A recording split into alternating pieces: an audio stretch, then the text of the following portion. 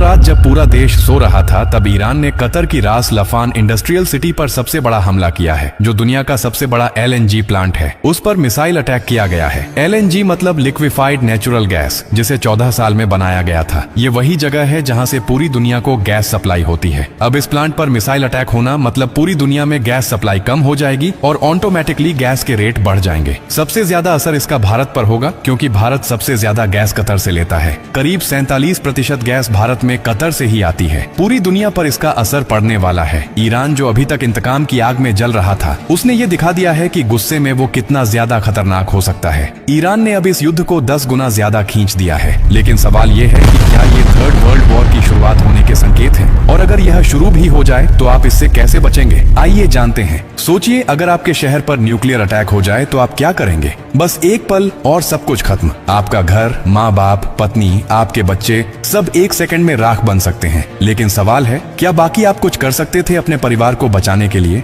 जवाब है, कर सकते थे। अगर आप अभी से तैयार हैं, ये पूरी जानकारी जिंदगी और मौत की दूरी को तय करेगी। क्योंकि न्यूक्लियर अटैक में सिर्फ धमाका नहीं मारता, असली तबाही शुरू होती है धमाके के बाद, जिसे कहते हैं रेडिएशन फॉलआउट। जो लोग ब्लास्ट में बच जाते हैं, वो जानकारी न होने की वजह से रेडिएशन से धीरे धीरे मारे जाते हैं। सबसे पहले समझिए, हमला होते ही तेज रोशनी दिखाई देती है, इतनी तेज कि आप अपने हाथ की हड्डियां देख सकते हैं और आप हमेशा के लिए अंधे हो सकते हैं। इसलिए जैसे ही फ्लैश दिखाई दे, तुरंत जमीन पर लेट जाए, आंखें कसकर बंद कर लीजिए, चेहरे को किसी कपड़े से ढक लीजिए। ये आपकी पहली सुरक्षा है। अब सवाल उठता है, कहां जाए? अगर आपके पास बेसमेंट है, अंडरग्राउंड पार्किंग है, मेट्रो स्टेशन है, तो वहीं भागिए। जमीन के नीचे रहना रेडिएशन फॉलआउट से बचने का सबसे कारगर तरीका है। लेकिन अगर कुछ भी उपलब्ध नहीं है तो अपने घर को ही शेल्टर बनाइए। सारी खिड़कियां और दरवाजे बंद कर दीजिए। हर छोटी दरार को कपड़े और टेप से सील कर दीजिए। हवा के लिए कोई रास्ता नहीं बचना चाहिए। ध्यान रखिए, जैसे ही न्यूक्लियर अटैक की जानकारी मिलेगी, आपके पास बस कुछ ही मिनट होंगे। इसलिए खबर मिलते ही पानी भरना शुरू कर दीजिए। बाल्टी, बोतल, ड्रम, जो भी मिले,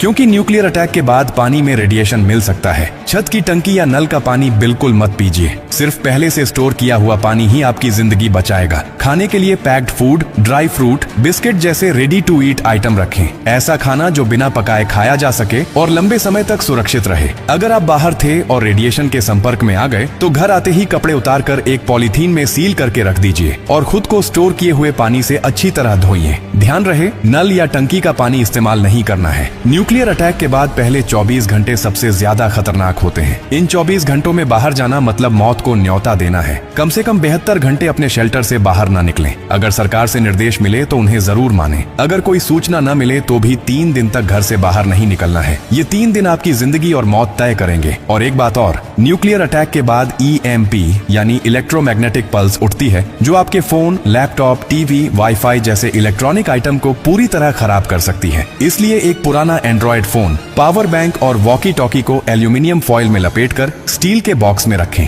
हो सकता है यही आपको बाकी बची हुई दुनिया से जोड़े रखे। लेकिन सबसे जरूरी चीज क्या है? शांति। पैनिक नहीं करना, घबराना नहीं है। हर फैसला सोच समझ कर लेना है, क्योंकि nuclear attack one time game है। जितना शांत रहोगे उतने बचने की संभावना ज्यादा होगी। और याद रखिए, ये जानकारी सिर्फ आपके लिए नहीं है, आपके परिवार के लिए, आपके दोस्तों के लिए, आपके पड़ोसियों के लिए, पूरे समाज के लिए। क्या आप अकेले सुरक्षित रहना चाहते हैं? नहीं ना? तो इस जानकारी को हर उस इंसान तक पहुंचाइए जिसकी आपको परवाह है। आपका एक शेयर किसी की जान बचा सकता है। यही असली इंसानियत है। और जब आप जिंदगी बांट रहे हैं तो एक वादा कीजिए, आप डॉक्टर कार्डियो की हर पोस्ट से कुछ न कुछ सीखेंगे और दूसरों को भी सिखाएंगे। क्योंकि हमारा मकसद सिर्फ कंटेंट नहीं, आपकी सुरक्षा है, आपकी जिंदगी है।